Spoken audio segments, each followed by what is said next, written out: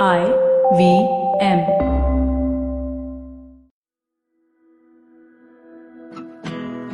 Hello and welcome to another episode of Lit Nama. I'm your host Laxmi, and today we're going to have a very different conversation of its sorts. So, ever since this lockdown has begun, we've spoken about so many different things online, offline. Sometimes my nightmares are even made about Dalgona coffee and me trying to whip that cup so hard that it actually breaks. But yeah, let's put my nightmares aside for a while. One of the most significant problems that my friends were facing during the lockdown was the fact that gyms are now going to be shut. So, for the 50% of the population that had made it its personality, it was a crisis. For the other 50%, it was an opportunity to make some jugaad. So, we all went online, tried looking for the right routines, keeping up with each other, checking on each other. And there was obviously this one person I made everyone turn to, who is my go to person when I have any questions, fitness whatsoever. And that person is in a conversation with us today, right after this short break. She's a blogger and she's like somebody who I really look up to because she's honest, and you don't really find honest fitness bloggers online so often. Somebody who's equally passionate about food and cooking as well as fitness and everything amazing in one person. Please join me as we welcome Chitra, who's also known as Bombay Ballerina.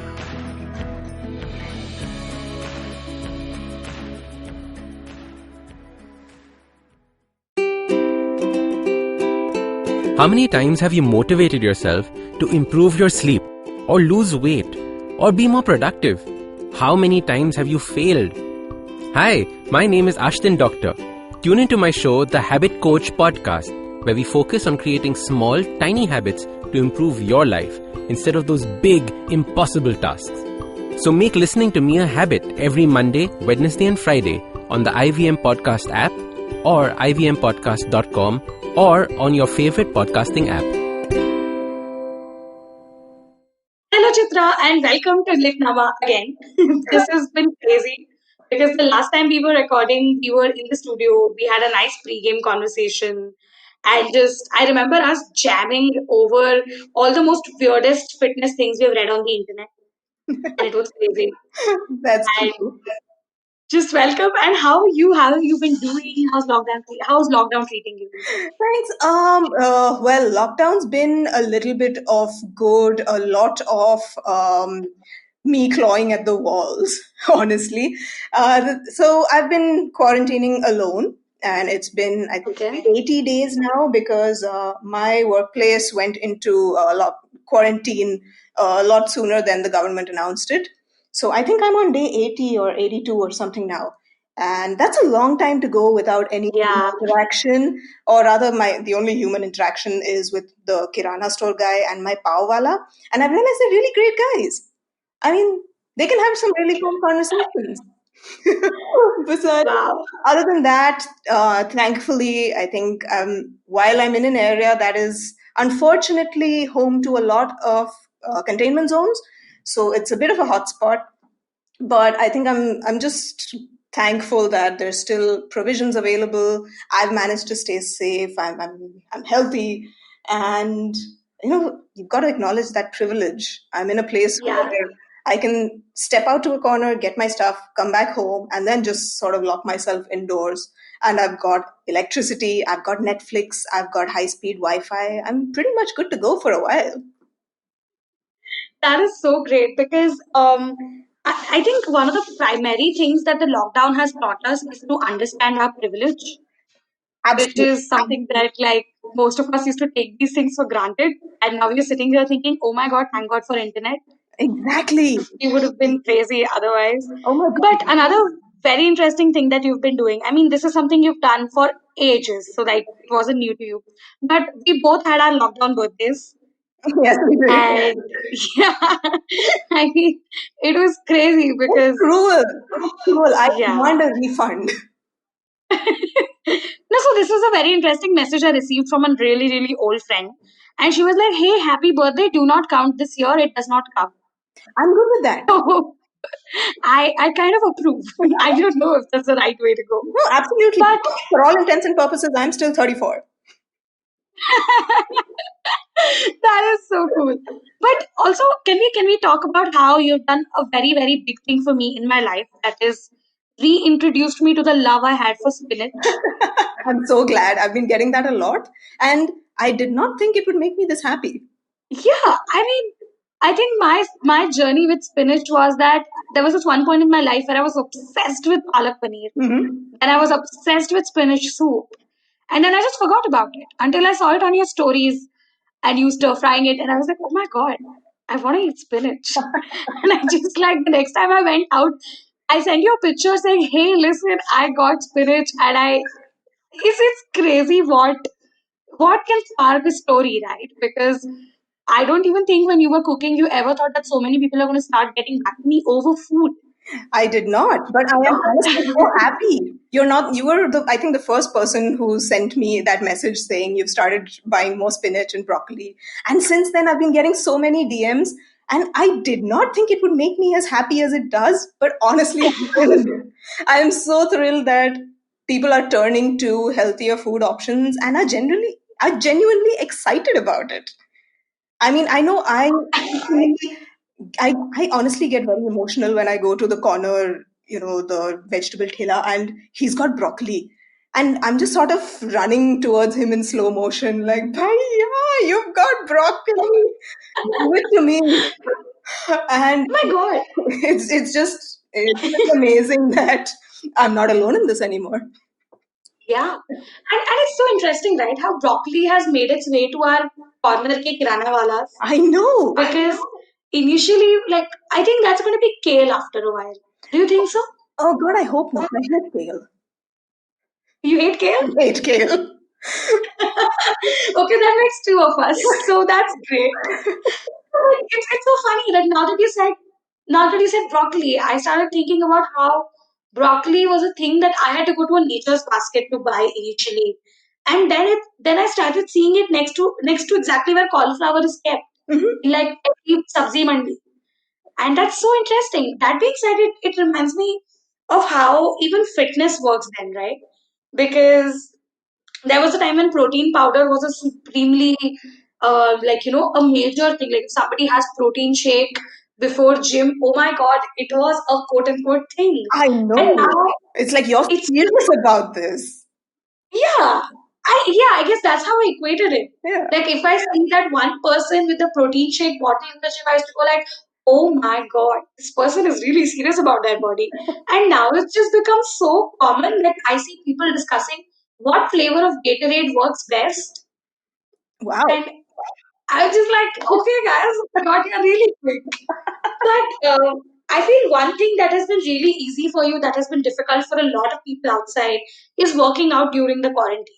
That is true. Because like how I came across your work was also that when I was like looking for things on YouTube and I suddenly found your videos where you do exercises using equipments at home. Now I have a very different story when it comes to that, right? Because I started off as somebody who was supremely conscious about her body, so that's why working out in a gym or even in public was a big deal for me. Mhm. And I kind of said, like, I don't want to do it. I don't feel like working out because I don't want to go to a gym. Until I stumbled upon home workouts and I realized how I can still work out while I'm at home. And it kind of reinstated the love I had for working out. And it was crazy. I'm so But glad. now, yeah, I'm sorry, I'm cutting you off. No, no, I said I'm just so glad that, it's always great when people realize that, working out at home, while it may or may not in certain degrees be the same level of efficacy as a gym workout is, it is effective and it can make a big difference, and in different scenarios, like one where you don't have access to a gym, or if you're just someone who is self-conscious about going to a gym and working out in a public space, and all of it's a completely valid reason. But this is a great way to get started and to find your rhythm, and to find that little bit more confidence in your body before you feel like you're ready to head out to a gym, if at all you even choose to do that at a later stage. And somewhere I feel like Twitter gets Twitter really helped me as a person.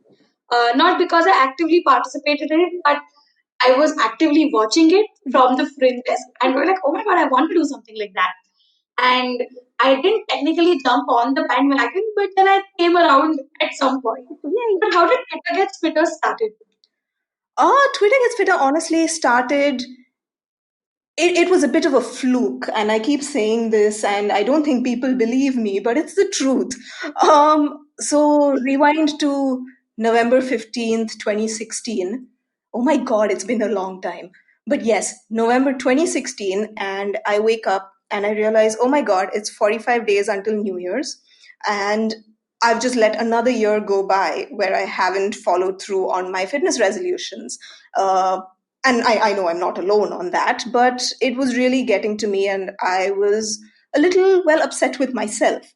But I realized that I needed someone to hold me accountable because, well, it's the age old problem, right, of discipline, which I'll come to that later as well. But it's one thing to be motivated to work out, and it's another thing to be disciplined enough to do it. And I knew at that point that I lacked the discipline, so I needed someone to push me and make sure that I did whatever 45-minute routine that I needed to do every day. And so, as I did for everything in life at that point, I turned to Twitter. And I tweeted out to my friends and my followers, and I said, listen, I've got 45 days until New Year's, and I really want to not let this be a year where I ignore all my fitness resolutions. So, who's up for teaming up with me? And we'll hold each other accountable, and we'll make sure that we do whatever we can in these 45 days to at least set in a habit to get a little fitter, a little stronger, and just find that peace and that rhythm and that discipline when it comes to taking our health into our own hands. And honestly, I expected like what, maybe two or three people to respond. Within a half hour, I think I had 20 people. By the end of the day, it was 200. And before I knew it, Twitter Gets Fitter was born. And I was utterly unprepared, allow me to tell you, very honestly. I was completely unprepared, but it was so exciting to see, well, not just that I wasn't alone in this, but also that everyone was so excited about the prospect of having just a workout buddy. And it didn't matter that a lot of us didn't even know each other. Some of them, yes, they were friends, or they're people whom, we followed each other for a while, and so you consider them friends because it's Twitter. And I mean, of course, that's how all social media works. But Yeah. there were just so many people out there who I had never interacted with, or who hadn't interacted with me prior to that. But they absolutely trusted me with this and said, you know what, I want to do this. By the time New Year's comes around, I want to make a difference to my health. So will you help me? And it's one of those very Spider-Man moments, with great power, great responsibility, all of that. So I had this little moment where I'm like, okay, Chitra, this is your time. Come on, we got to do this. You've got 200 people who really want to get healthier. You cannot let them down. So let's do this, and let's find workout routines that work for everyone, things that you can do at home. Let's create this little WhatsApp group. Let's everyone keep each other motivated and going and accountable. And I honestly did not think it through. You would think that this is something that was a very structured approach or something. I honestly didn't. It just happened, and I'm so glad it happened.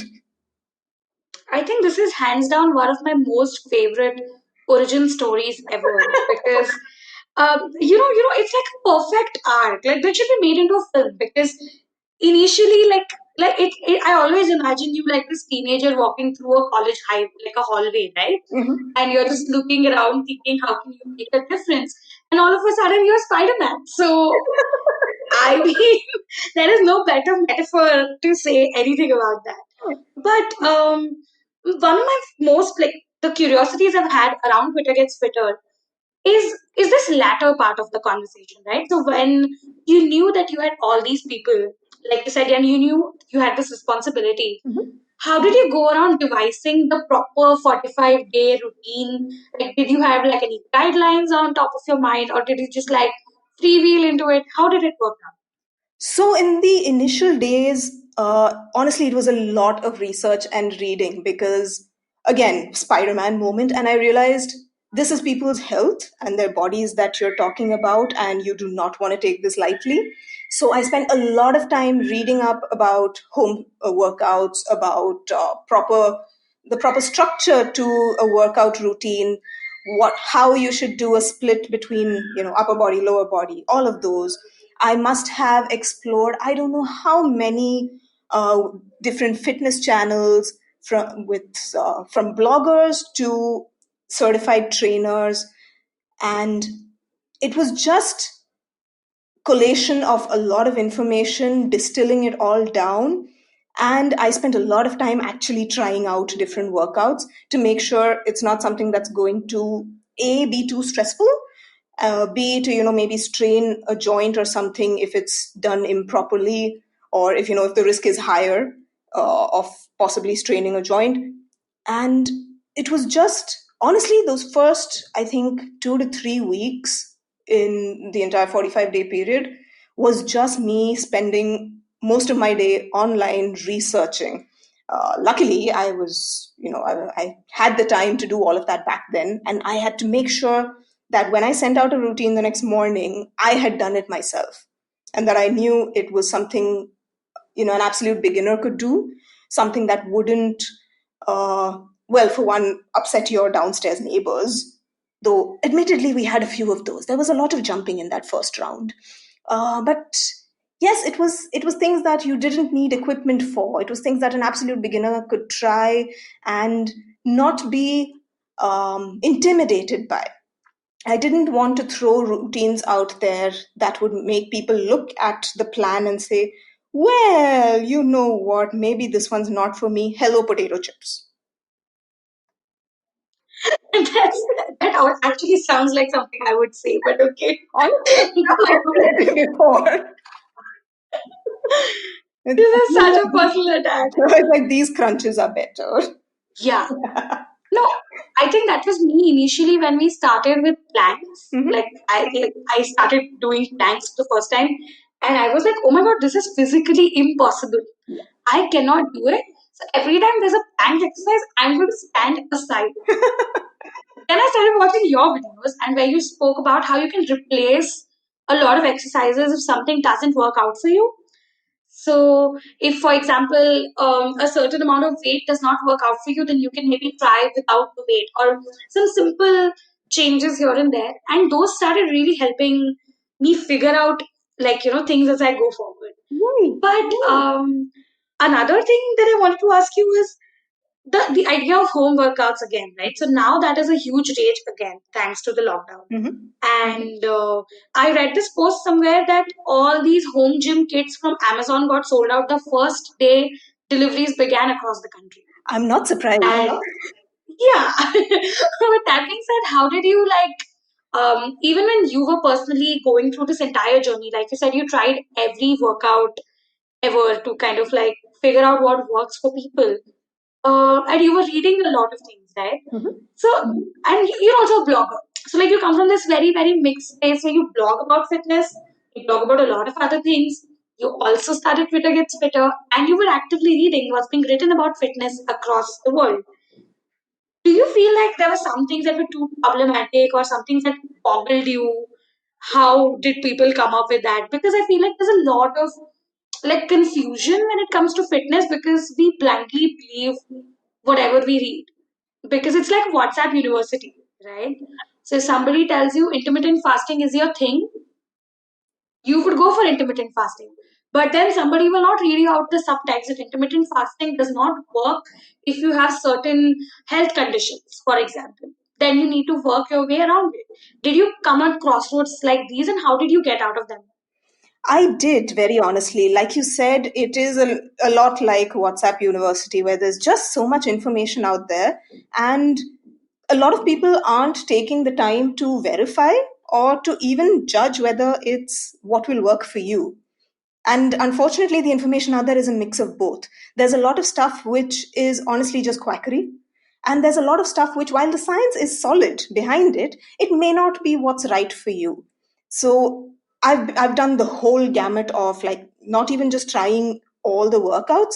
I've tried different diets. I have tried keto, I have tried intermittent fasting, I have tried paleo, and I've done the whole routine, and I've actually tried to study the science behind it. I got my diploma in nutrition as well in this period because I wanted to understand what exactly is right when it comes to all of these things. And the weirdest part is nobody can answer that question because there is no one single right. It boils down to what's sustainable for you. There's of course the underlying science of, like you mentioned, if you've got an existing health condition and that's something you need to address, then by all means please look at specialized workouts, specialized diets, and that's something you need to involve a professional for. But beyond that, it's very important that you find a nutrition plan and a workout plan that you can sustain. It's great to look at what Katrina Kaif is doing all day, but you've got to remember the woman has, chefs in her house. She's got personal trainers who will whoop her into that shape every single day for what, 2 3 hours. I have no idea how much that woman works out, but goodness. And it it's not sustainable for the average Joe or Jane. And that's the truth. I could say, you know what, you should do CrossFit every, your 5 6 days a week, because look at so and so and look at the results that they've gotten. Now it may give you the results, but if CrossFit, for example, is not something that you enjoy, you're not going to keep at it. So it all boiled down to being able to take all that information that's out there, distilling it to a lot of pros and cons. But at the end of the day, it's very weird to have all this information, but then still be telling your reader or your viewer that, look, I'm giving you all of this and it's on a platter. But at the end of the day, you need to figure out what's going to work for you. And unfortunately, most people are not okay with that. They say, but no, what was the point of coming to you? I want you to give me a plan. I want you to say, this is what you do and this is your this is your solution. And unfortunately, it doesn't work that way. And I think perhaps we've turned into a generation that's looking for quick fixes, quick answers. It's like, okay, click here and we will generate the perfect diet for you. If only it were that easy, we'd all be fit. And I mean, that's such a clickbait. That's actually a really nice clickbait. It would Like, be. click here and we generate a perfect sounds. It almost sounds like a BuzzFeed quiz you take to figure out what works best for your body. And I'm not even kidding. If somebody ever happens to do this, people will join Precisely. because what happens most of the times, especially if you're somebody who's struggling with a condition that, for example, like this is like no holds barred, a very honest uh, part of it. That, for example, I have PCOD. So the first time I visited a doctor when I was 17, 16 or 17 about it, their first response was, "You need to lose weight." And I said, okay, that sounds sensible. Mhm. But how? Because PCOD, and I had done my, so I'm a huge nerd when it comes to things like these. So I had done my reading. Before my blood test reports came out, I knew I had this condition. And I just wanted to be sure about it. Now, I had read that weight loss becomes supremely difficult for somebody who has PCOD Mhm. because certain things do not work out for you. Hormones are not as you think, you can't control them. Right? So you need to get the right kind of like nutritional advice as opposed to say, go work out and lose weight. What most gynacs end up doing is just telling you to go work out, but they don't tell you what is the specific need of your body, which also tells you that even if you're like a certified professional, talking about fitness is always a slippery slope because I honestly have never read a fitness book because I cannot get myself to read it. Like, I am so scared of the after effects that it might have on people as a collective. Because, I mean, as often as not, people who are universally not the standard body type literally get these books as gifts from people. Ouch. So, like, you cannot even imagine how fat shaming is rampant in the society. And people equate fat with like laziness of not Mhm. working out. In fact, the most like the most amount of people I've known in my life have been equally passionate about their workout despite of their body stature or whatever markers like physical markers are visible. And have you ever like spoken to people who come up to you and say that I want like a very, very specific weight loss intensive routine? And like, how do you deal with their disappointment when they find out that it's just a utopia that like a kind of it's not like a capsule you can give them and they'll be cured of it. Right. If only, right? But yes, I get that a lot. A lot of people will say, okay, but what is that one diet that's going to work? If you've been doing this a while now, tell me what will work for me. What should I do? This is my current weight. This is the weight I want to be. This is the kind of body shape I want. I was like, huh, all right. So Photoshop, maybe? Because the truth is, a lot of people just want to look like their favorite celebrity. And I mean, let's face it, we've all been there, but at some point you have to accept reality as well. I could work out and eat right for the rest of my life. I will never look like Katrina Kaif because she and I have completely different body types and metabolisms. And you know what? That's okay. Well, on the plus side, I'm the same kind of body type as Jennifer Lopez. So I have a shot there. But if I'm telling you, it's an endomorph, mesomorph thing, and that's a whole other conversation as well. But uh, it is very disappointing for a lot of people when they come to me and say, you know what, this why aren't you able to give me one straight answer? Because I go into this in long series of questions.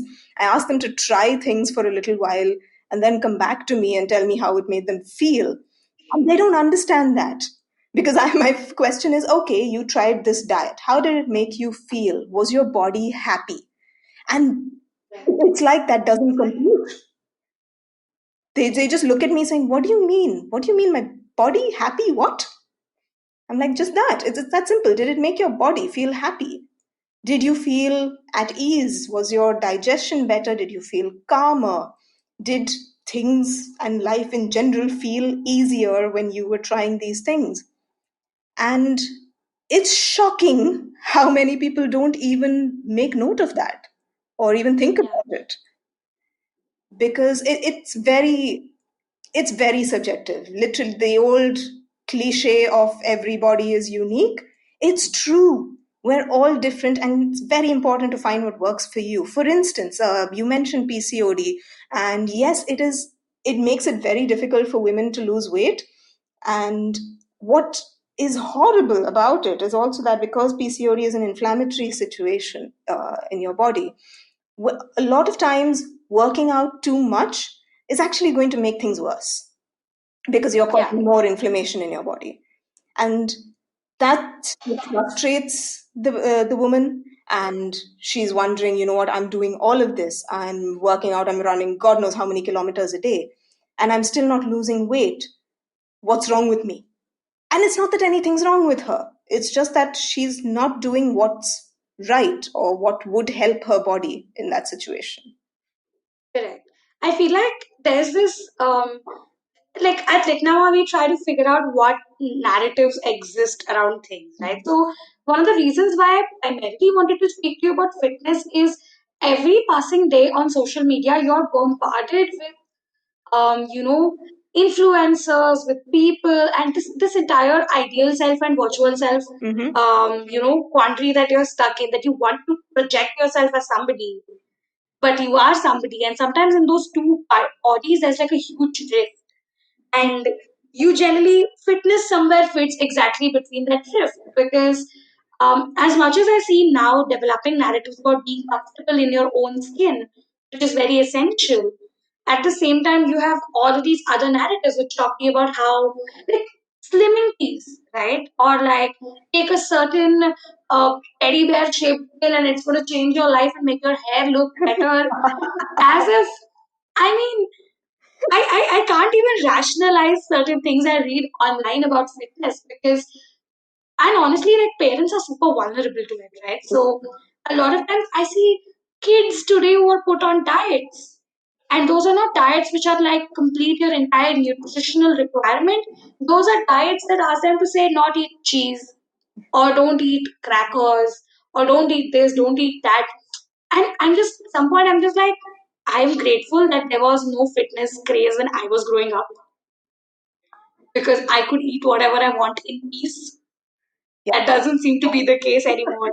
But do you feel like there's this entire confusion in people's minds when it comes to this, and it is kind of pushed due to fear of not being accepted?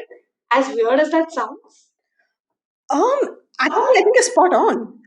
I think a lot of it is, yes, I need to fit in. For instance, and I say this without, sort of any hatred towards the lifestyle, but veganism, for one.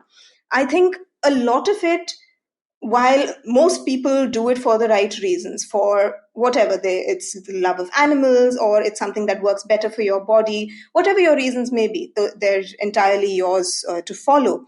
But there are certain segments of the vegan population who will use it almost as a weapon against anyone who isn't. And that's horrible. Why would you say that a certain diet and a certain dietary choice makes you superior to someone else or makes someone else inferior? It's absolutely ridiculous. And for instance, I've read about people who've turned their dogs vegan. I mean, I have no words. Yeah. Oh God, that's scary. Why would you do that to a Also, dog? somewhere I feel like veganism or even following a specific diet comes from a huge space of privilege, right? Absolutely. Because say for example, you and I, now you cook so many amazing things and I see them online, but not always can I, enter my kitchen and be like, today I want to make this. Maybe that also comes because you're cooking for one, Hmm. or like you know what you're, because now that I'm living with three other people, I have to also think about what are they eating. So it's never that you'll make individual meals for every person in the house. You make one thing and everybody eats that one thing. And you can't make everybody in the house eat broccoli, even if you love broccoli.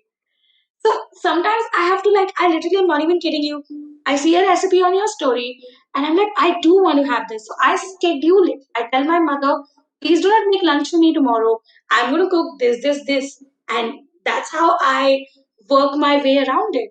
Because even to have and maintain a diet, like you said, Katrina Kaif had chefs picking up after her. Hmm.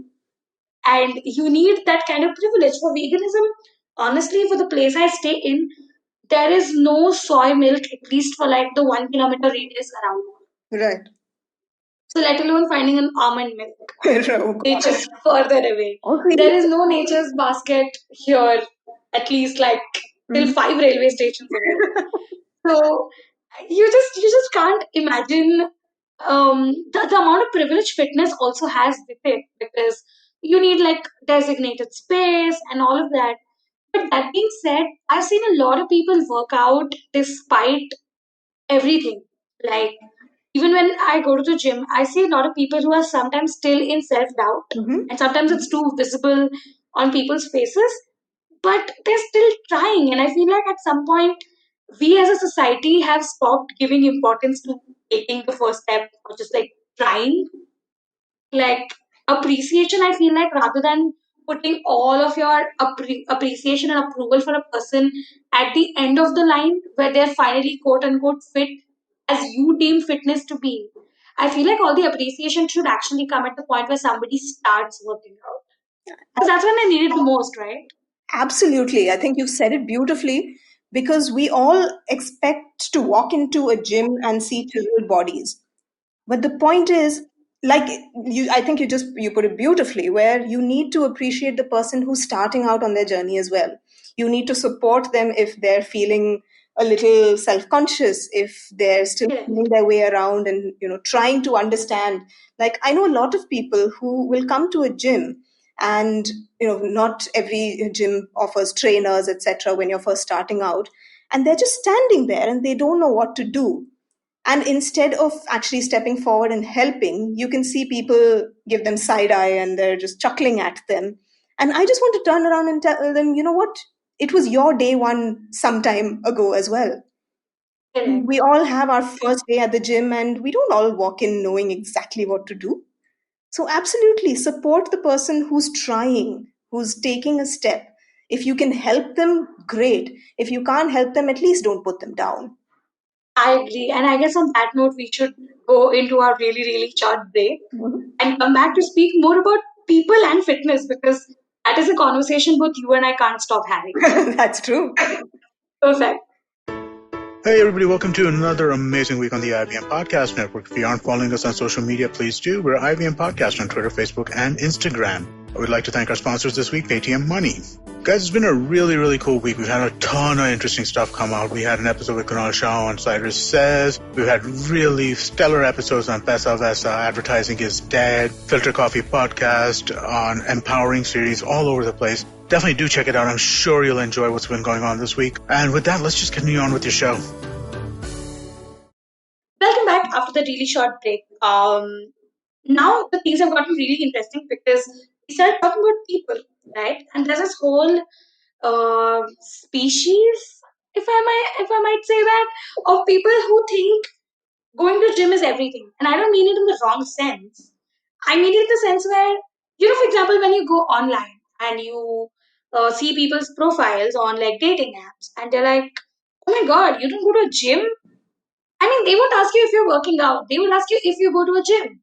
And I mean, have you ever run into situations like these where you met like these super super gym obsessed people? Because I love reading your experiences online that you post about meeting the most random people. It's crazy. Yeah, I don't know if I'm jinxed, but yes, I've met, let's call them interesting people. The gym bros, or for want of a better term. But yes, Yeah. it's exactly like you said. It's less about fitness. It's more about मेरे को gym जाने का है. And Yeah, oh my God. yeah, and excuse me while I chug 3 protein shakes, and then I'm a flex in front of a full body mirror. And hello, baby. It's very Johnny Bravo has come to life. It, actually, no. I like Johnny Bravo. So, no. Yeah. I thought you're a Popeye person because spinach. I like them both, actually. Johnny Yeah, Bravo we can has make a do with different kind of personality. I really like the little Johnny Bravo dance. It's actually one of my go-tos when I'm out clubbing. So, fun fact. That is so cool. But coming back to the gym bros and their female counterparts, yes, there are so many times I've met people who are just who build their day around how much time they can spend pumping iron and how many selfies they can take at the gym and how many t-shirts they can cut the sleeves out of. Oh God. Yes, I know, I know. It's a thing apparently. I did not even know. Chitra, everything you say is a personal call out, okay? Like I can actually in my mind see those faces of people who've ever bullied me.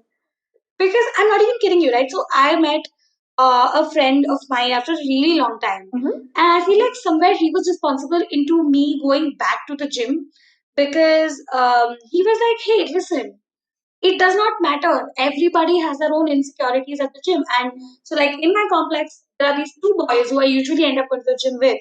And they were like, you know what? Even the fittest person in the room is still doubly sure or like overthinking about how are they looking to the other people in the gym. So it's almost a universal shared feeling regardless of your body type. So this is very true. I think we don't tend to realize that even that guy who looks like he was sculpted from marble as he, lifts God knows how many kilos onto his shoulders, he's also double checking the mirror. He's also wondering, whether he looks weird or whether he looks bulked up enough. Like you said, everyone's got their own insecurities. God, I don't know if Katrina Kaif does, but if you ever speak to her, do ask. I'd be fascinated to know. But I'm guessing everyone out there because it's just human nature, and social media and the media in general has made it such that we're constantly critical of ourselves. And so that makes us look at everything that we do with, I think, a far more powerful lens than we need to. So whether it's going to the gym or making any little move, I mean, I know, for instance, this is not related to fitness, but I practice a telephone conversation like 3 times before I actually dial the number. So you don't even want to know what I'm like when I go to a gym. But Oh my God. I mean, that is actually me. I will try to find out every way to not get on a phone call. I will do text, I will do email. I'm even down for Instagram DMs, but the moment somebody says, "Can we get on a call?" it's kind of scary for me. I don't know, it's very weird like that. it is, right? And yes, even Instagram DMs, I mean, we all read it through the notifications and then spend a little time crafting that response before Yeah. we actually open the message. Sorry, admitting to this in public, probably not a good idea. So I guess it's just now again, now that we're talking about things that are universal, this is one of those things. It is, right? We're Yeah. all been made so self-conscious. It's like, oh my God, if I do not craft the perfect response to that random Instagram DM, I will be shunned. And quite honestly, who the hell cares? And it's the same thing Yeah. with going to a gym. So you look a little puffy and sweaty while you're doing your routine. Who the hell cares? As long as you do your routine right and you're not hurting yourself or anyone in the vicinity, go for it. That being said, like, it's been a while since you did Twitter started, and like, it was 2016. Right. It's been 4 years now, and it's wow, that's been a really long time. But what are the things like if you had to do like a highlight of stuff that you've learned? Um, do you remember the 2016 Chitra trying to put together a routine? And recently, for your birthday, all of the month, you ran a special series of routines where you used to put out exercises, help people work out, and like, how did you go about that process? And do you see a difference in how you used to devise your routines before and today? How does that work? Oh my God, such a difference. Because when I started out, like I said, I was curating workouts. So I was going on the internet and I was looking for workouts that could be done at home. And then between then and now, it struck me that I'm never going to be able to do this right if I don't know what I'm doing. So I went ahead and I studied nutrition. I got myself certified in physical training as well. So I've learned a lot in this, oh my God, 4 years. But I think it's made me someone who understands her body a lot more. And for instance, a lot of the training is, like I said, there's nutrition, then you have to learn all about the anatomy and just understanding how each workout move really affects different muscle groups. Not to sound dramatic, but it's life changing. You realize it's not just about picking up a dumbbell and doing a damn bicep curl. It's about your posture while you're doing it. It's about your breath while you're doing it. It's about the range of motion. It's about the speed at which you do it. And you're not just working that one bicep. There are so many other muscles getting involved.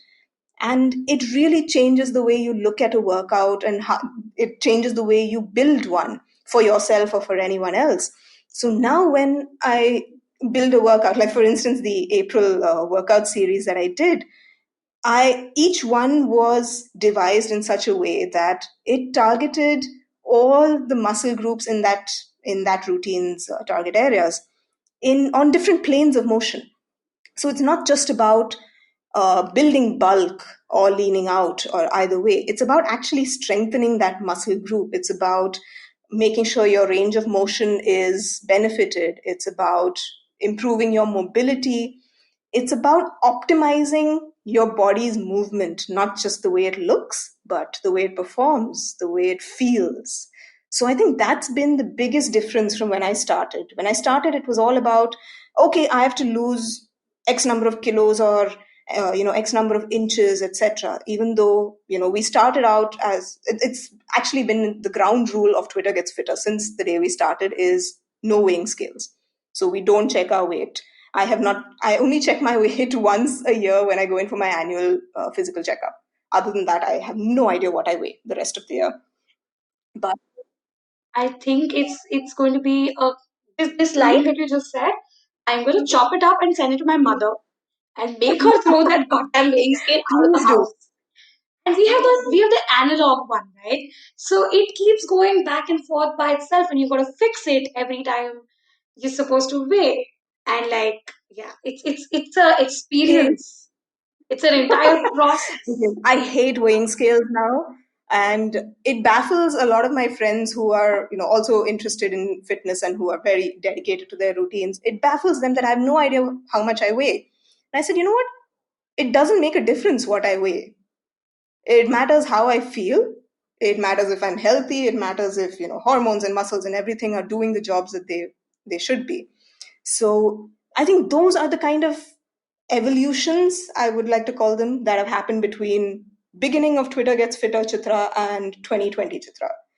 Now I will look at a workout and I'm analyzing whether this is something that would work for me, or if this is just, it looks pretty in a YouTube video, but it's not going to give me the benefit that it would someone else.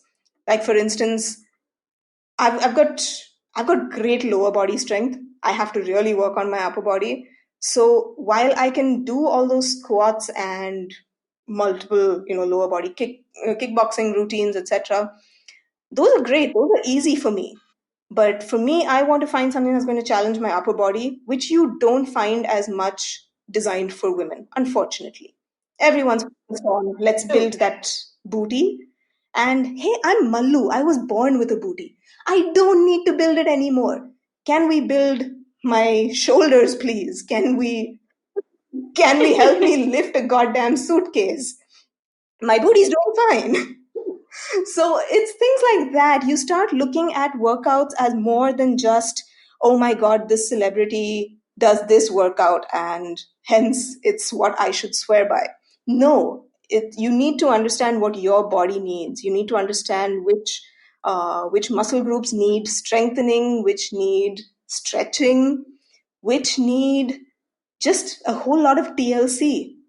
For instance, there are so many of us who have what's called lumbar lordosis, which is where we have this anterior pelvic tilt because we sit for most of our day.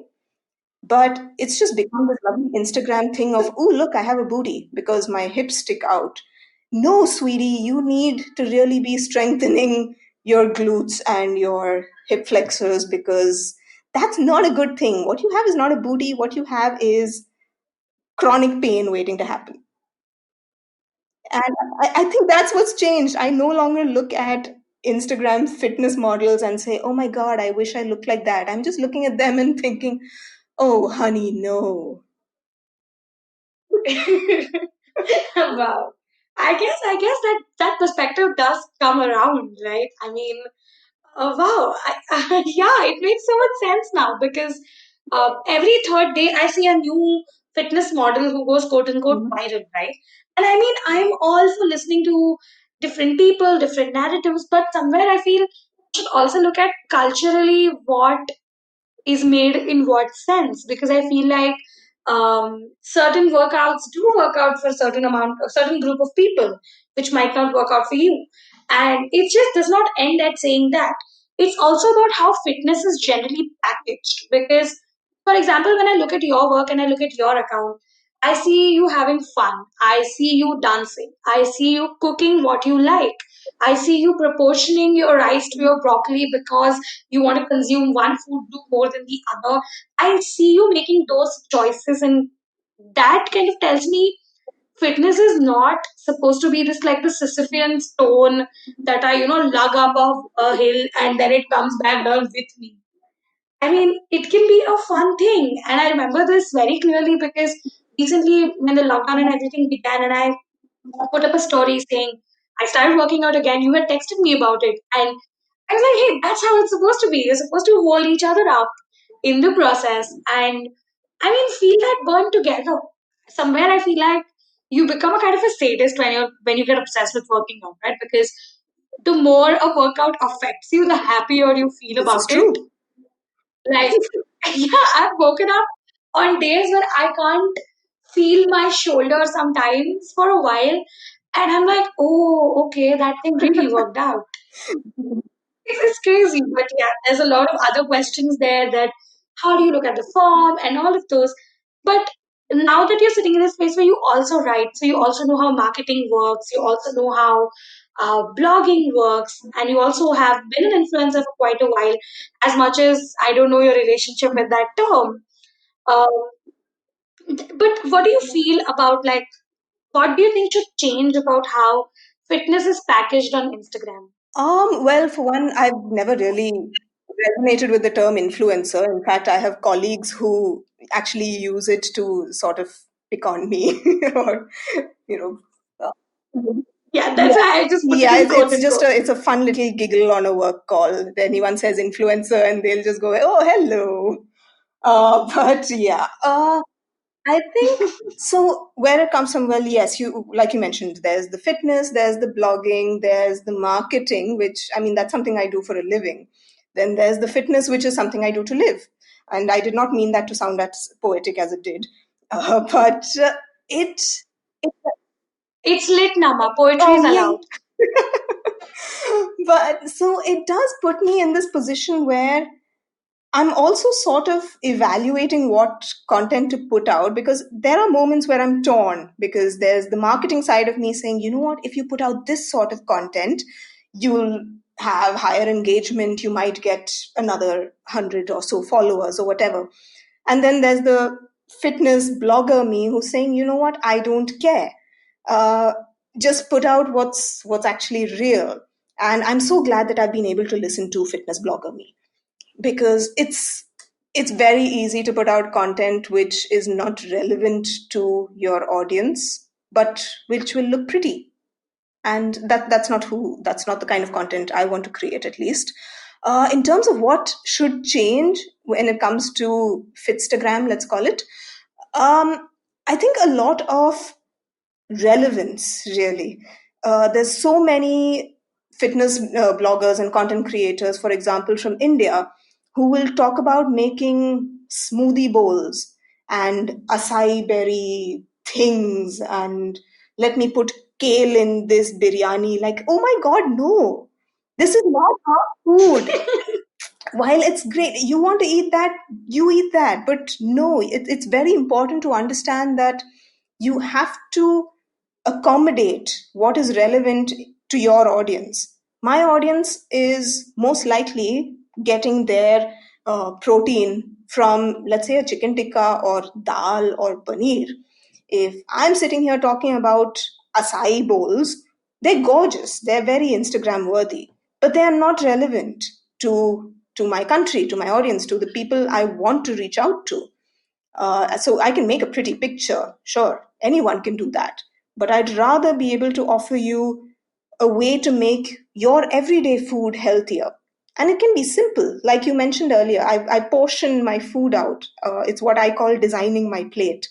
And it's a simple thing. Right now, for instance, Indians, we tend to build the entire plate around the carbohydrate. So it's either the rice or the roti is the hero, and then you've got your sabzi and your protein and your chicken or whatever it is as little side performances.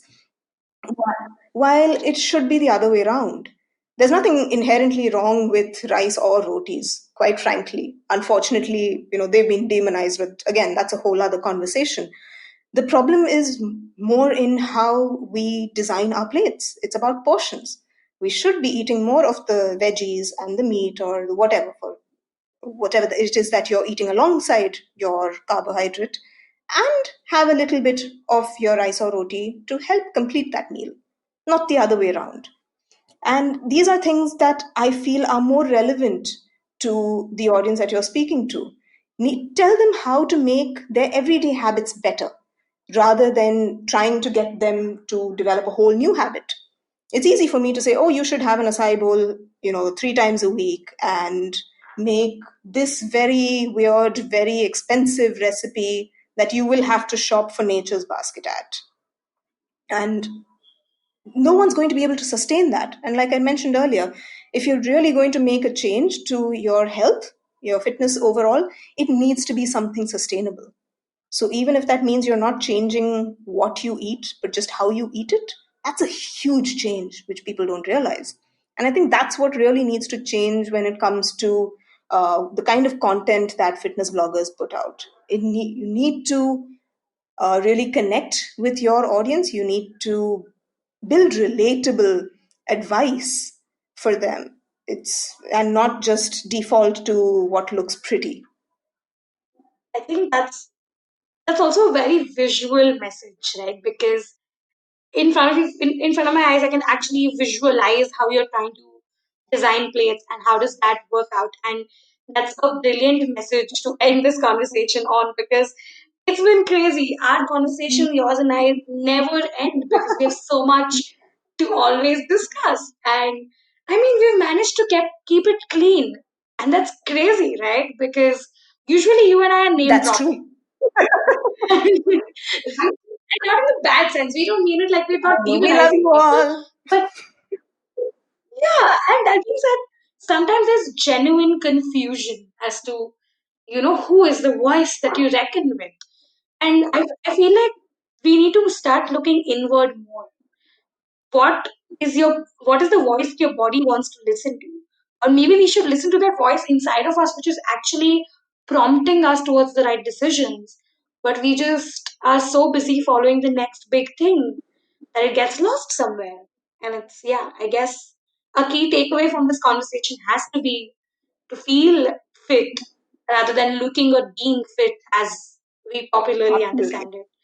And thank you so much, Chitra, for such a brilliant conversation.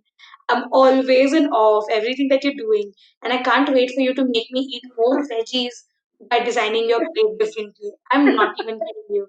My mother was actually surprised when I got so much spinach home. Thank you so much for having me, Lakshmi. And I'm so glad you're eating more veggies. I feel like, I don't know, some very proud, weird, cool aunt who's like, yes, that child ate more veggies because of me. But seriously, Oh my God. I mean, you've all the right to thank feel so. you, thank you, and again, thank you for Thank having you me. so much. Like you said, I'm Oh my baffled that we can still keep talking quite so long. We should do a sequel to this one. Most definitely. I'm 100% in. I think we should come up with certain trends. Okay, I'm going to announce it straight up. We'll do an episode where I do my research about certain fitness trends that are supposed to help you. And maybe we can talk about what works, what does not work. Let's make it more I love it. informative. So we said, yeah, that sounds great. Can't wait for the sequel. Stay tuned. Bye, Chitra. Bye. Thank you.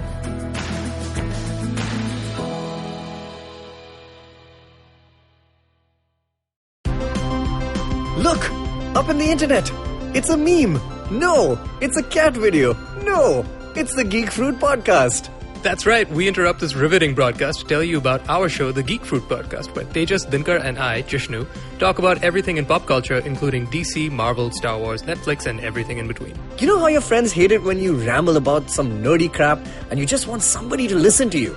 Well, sorry, there's nothing we can do about that, but come listen to us ramble and it'll almost be like the real thing. Kind of. Listen to new episodes of the Geek Fruit Podcast every Monday and the Geek Fruit Bulletin every Thursday on iTunes, Google Podcasts, the IVM app, or wherever you listen to podcasts. Happy listening, you nerds.